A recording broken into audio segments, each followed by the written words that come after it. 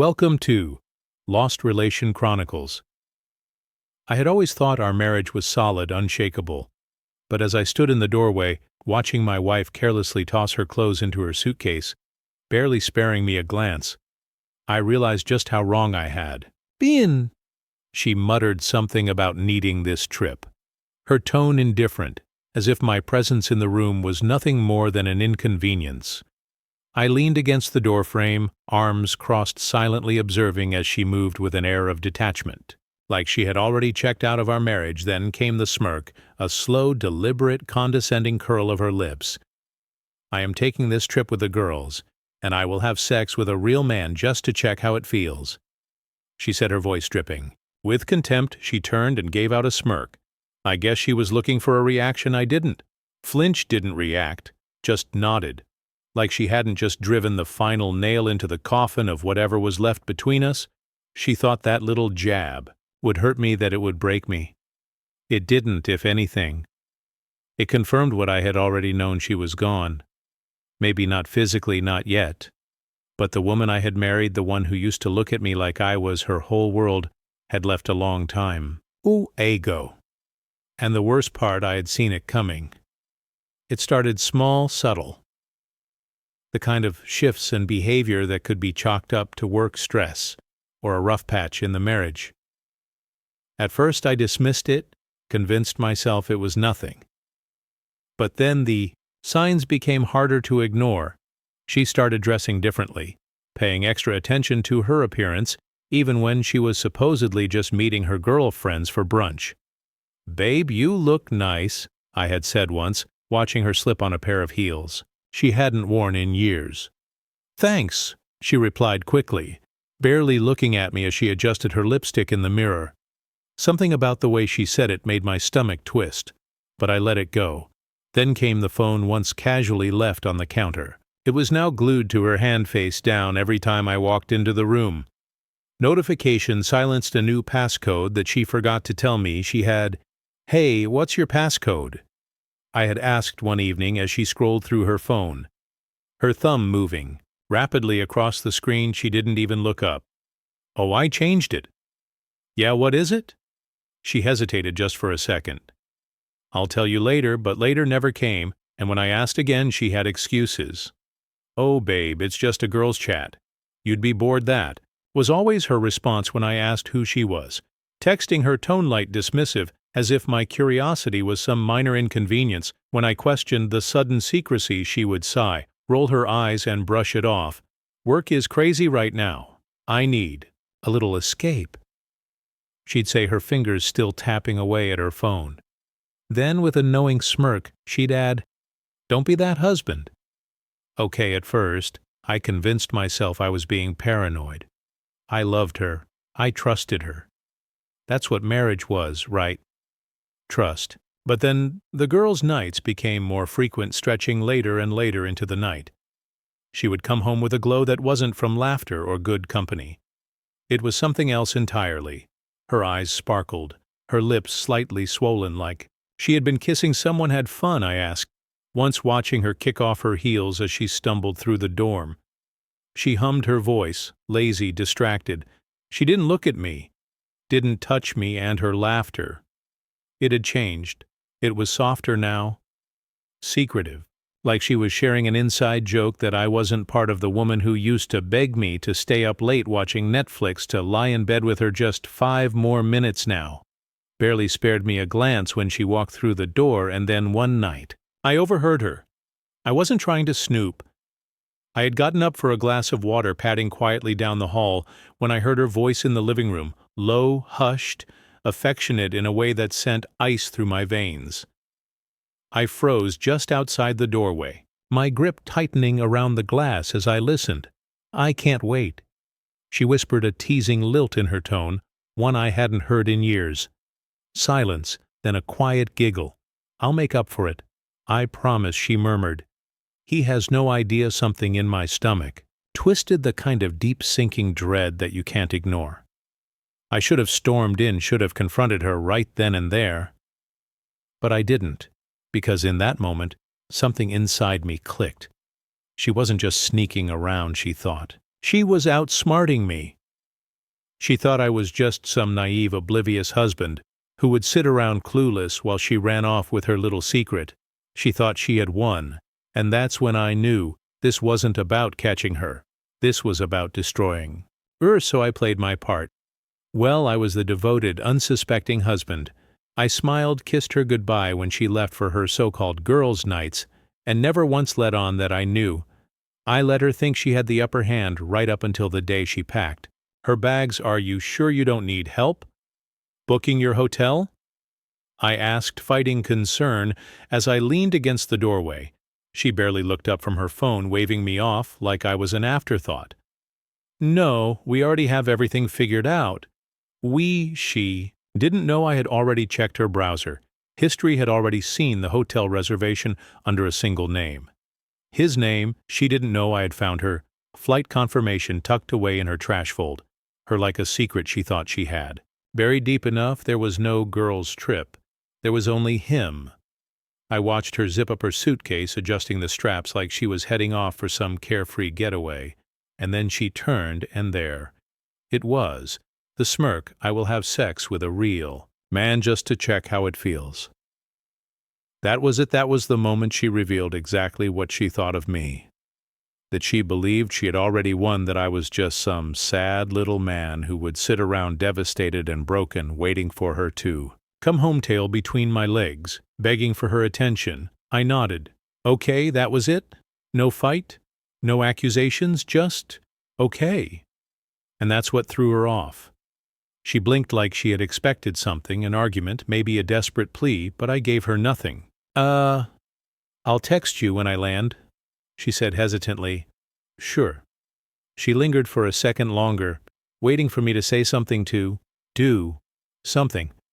But I just stood there watching her like she was a stranger, because that's exactly what she had become. She hesitated, then rolled her eyes, grabbed her suitcase, and walked out the door. Don't wait up! She tossed over her shoulder, and then she was gone, fully believing she had pulled off the perfect betrayal. She had no idea, because while she was boarding her flight, I was already one step ahead. The moment she walked out that door, she stopped being my wife. I wasn't going to sit around mourning the loss of my marriage, no.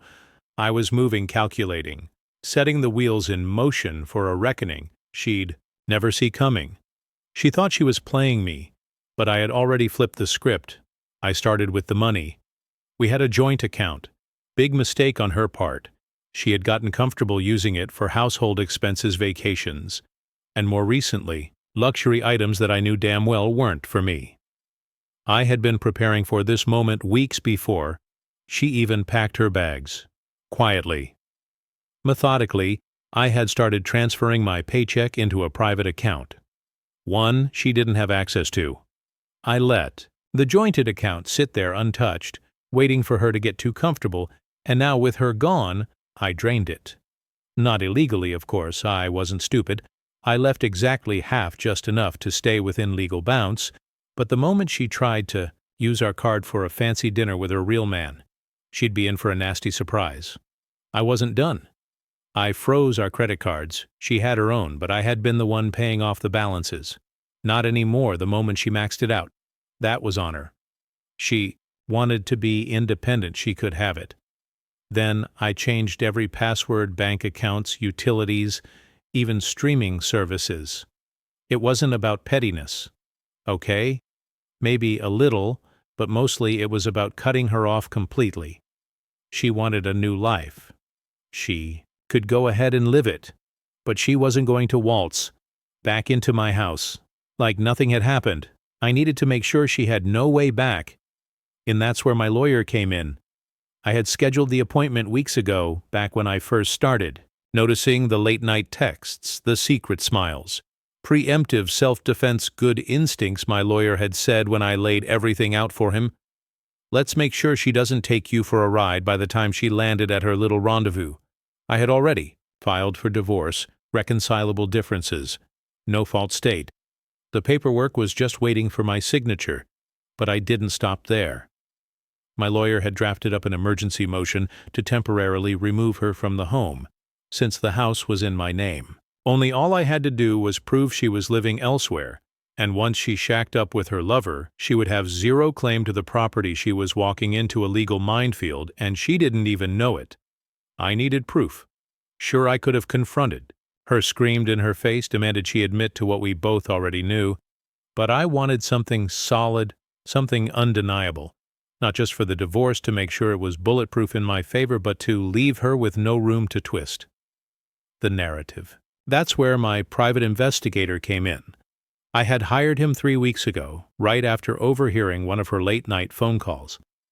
He was good, the kind of guy who could follow someone without ever being noticed. He had already sent me pictures. Her and him laughing, holding hands, checking into a hotel room when she was supposed to be at a work dinner, but I needed more, so I waited while she was away. My pie tracked their every move from the airport to the resort to the fancy restaurant, where they openly kissed over dinner by the time she was clinking wine glasses with her real man. I had everything I needed, a full report, time-stamped photos, and a beautiful little highlight reel of her betrayal sitting in my inbox. This wasn't just revenge, this was a masterpiece in the making. Now came the best part, getting her out of my home. I wasn't about to let her walk through my front door like nothing happened while she was sipping cocktails with her boy toy. I packed up every single one of her belongings, clothes, shoes, makeup, even those stupid little throw pillows. She insisted on buying all of it, boxed up and sent to a storage unit. Then I changed the locks. By the time she came back, she would be locked out both physically and financially. No house, no money, no backup plan. She wanted a real man. Let's see how well he takes care of her when she has nothing left. I didn't text her while she was away. Didn't call, didn't check in. I wanted her to believe I was sitting at home waiting for her like pathetic, clueless husband. That's why 2 days before she was due to return, I sent one simple text. "Hope you're having fun. Can't wait to see you when you get back." She responded almost immediately. "Of course, babe, I miss you, can't wait to be home." Fake so fake. She had no idea that by the time she got home, her entire world would be flipped upside down. She thought she was coming back to the same situation, a clueless husband, a comfortable house, and an easy lie to slide back into. Instead, she was about to walked straight into the reckoning of a lifetime. She landed at the airport at 6:42 p.m. I knew because I had set an alert for her flight, not because I missed her. God, no, but because I wanted to watch everything unfold in real time. Her text came in at 7:15 p.m. "Hey babe, just landed, can't wait to see you, can you pick me up?" I smiled. She really thought she could just slide back into her life like nothing had happened? I didn't reply at 7:45 p.m. The first red flag, she called. I let it ring. She called again, voicemail. I could picture her standing outside, baggage claim phone in hand, frowning as she realized I wasn't coming. Maybe she thought I had fallen asleep or simply forgotten to pick her up, but she wasn't worried yet. Not really. Not until she tried to use her credit card for an Uber declined. Maybe she thought it was a glitch. Maybe she figured she'd just check her banking app and transfer some money over. That's when she saw it. The joint account, the one she assumed would be waiting for her, was nearly empty. She still had some money left, but it wasn't enough to cover the kind of lifestyle she had grown used to. That's when I finally texted back, "Figure it out." At 8:30 p.m. She made it home. It took longer than expected, but that's what happens when you suddenly have to pay for your own ride. The Ring camera caught it all. She strolled up to the front door, suitcase in hand, wearing her expensive designer sunglasses, and that same arrogant smirk she had when she left. She reached for the door handle and stopped, her brow furrowed. She jiggled a handle. Then she pulled out her keys, slid one into the lock, and nothing. She tried again and again. Her movements became frantic. She knocked, then pounded. Then finally she started calling me again and again and again. I let it go to voicemail. Then I sent her another text. "You don't live here anymore," at 9 p.m. Reality hit. The first voicemail was pure anger. "What the hell? Sam, why is my key not working? Are you playing some kind of game? Let me in." Then came the second, laced with irritation, but still holding on to that false sense of control. "Sam, seriously. Stop being a child. I just got home, let me in so we can talk," by the third. Panic had crept into her voice. "I don't understand what's going on. Why won't you answer me?" Oh, she was starting to get it now, but I wasn't done yet. She knocked again, softer. This time hesitant, I could feel the fear creeping in. That's when I decided to really let her have it. I unlocked my phone, pulled up my prepared message, and hit send at 9:15 p.m.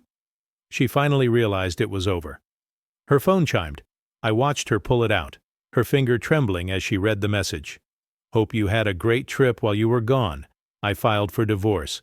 Your belongings are in storage. The unit is paid for. 3 months after that, it's on you. I've closed our joint accounts, changed all passwords, and removed your access to the house. My lawyer will be in touch. Don't contact me again unless it's through legal channels." The color drained from her face. She reread the message once, twice, 3 times, as if she could. Somehow will the words to change, and then she crumbled right there on my front porch. She sank to the ground, shaking her perfectly manicured nails dug into her scalp as the full weight of her choices crashed down on her. She tried calling locked. She tried texting. Undelivered. She had no home, no money, no support system. And the real man she had thrown me away for, he wasn't answering. Probably already moved on to his next conquest, leaving her to rot in the mess she made herself for the first time. She had nowhere to run at 10 p.m. I delivered the final blow. I let her sit there for an hour, let her marinate in the reality of her choices. Then, finally, I stepped outside.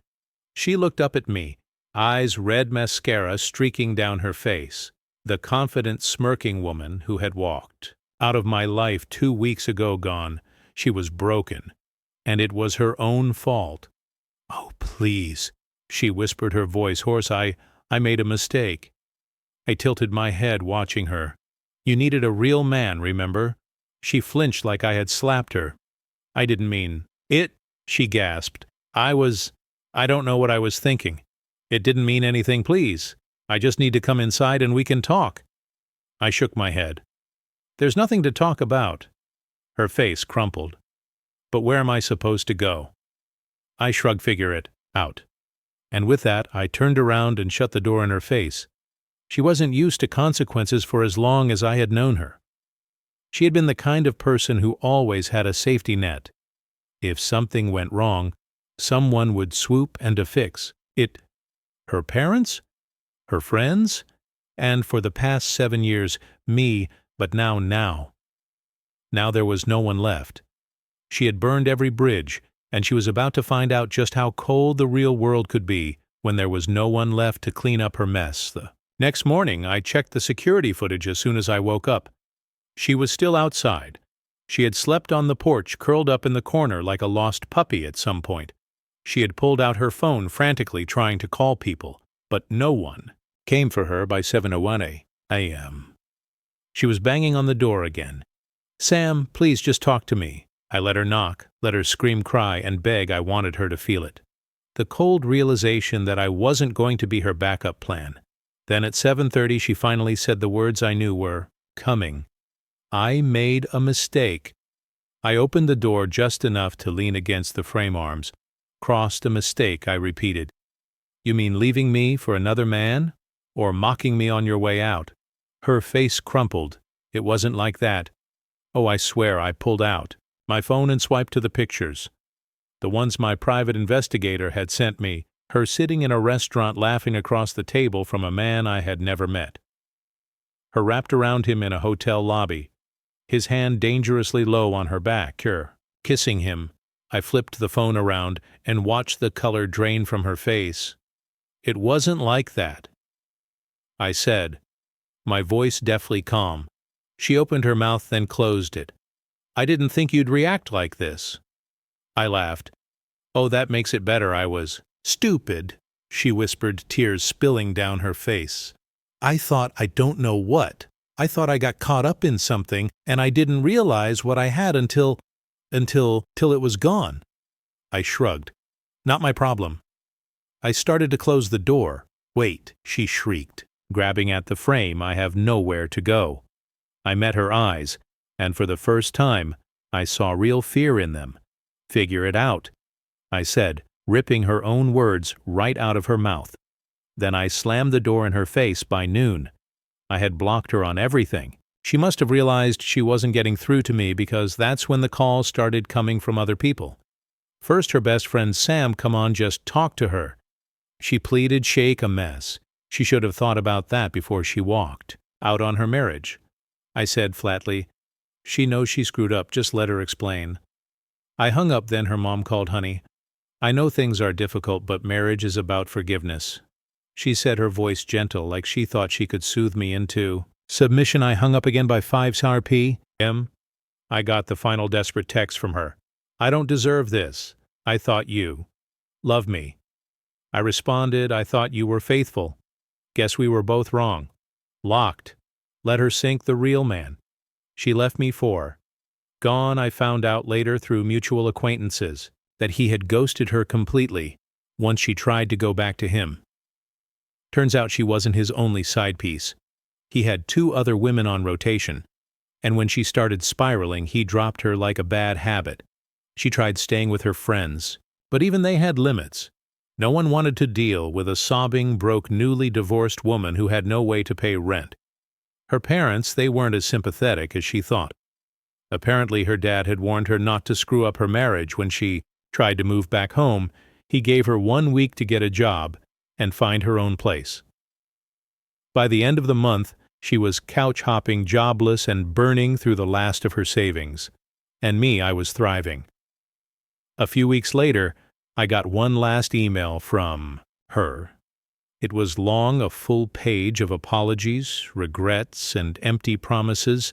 She told me she had been so stupid that she had been looking for excitement and validation in all the wrong places, that she had ruined the best thing that ever happened to her. Then came the last sentence. If there's any part of you that still loves me, please let him try again. I stared at the email for a full minute. Then I typed one single sentence in response. I don't love you anymore. She had spent weeks scrambling, couch, hopping, trying to find a job, clinging to whatever dignity she had left. But there was one undeniable truth she couldn't escape.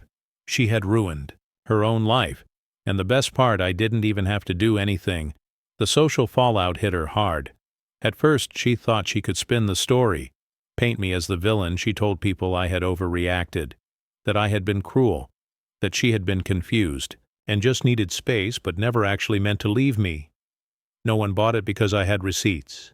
I never aired them publicly, never went out of my way to trash talk her. But people talk, and somehow everyone knew, even her own friends turned on her. The same people she had laughed with behind my back suddenly wanted nothing to do with her. Some were disgusted by her actions, while others were just tired of dealing with her constant pity party. Her job search a disaster, turns out. When you spend years being comfortable in a cushy lifestyle, jumping back into the workforce isn't easy. She had no savings, no fallback plan, and no real skills to land a decent-paying job. She had burned bridges in every direction. Now she had nowhere to go. Then one day, out of the blue, I got a call from an unknown number. I don't normally answer those, but something in me just knew. I picked up. I didn't say a word. Sam? It's me. Her voice was not of the arrogant, confident woman who had once smirked while packing her bags. No, this was a broken woman. I said nothing, just waited. I just wanted to talk, she murmured. Still, I didn't respond.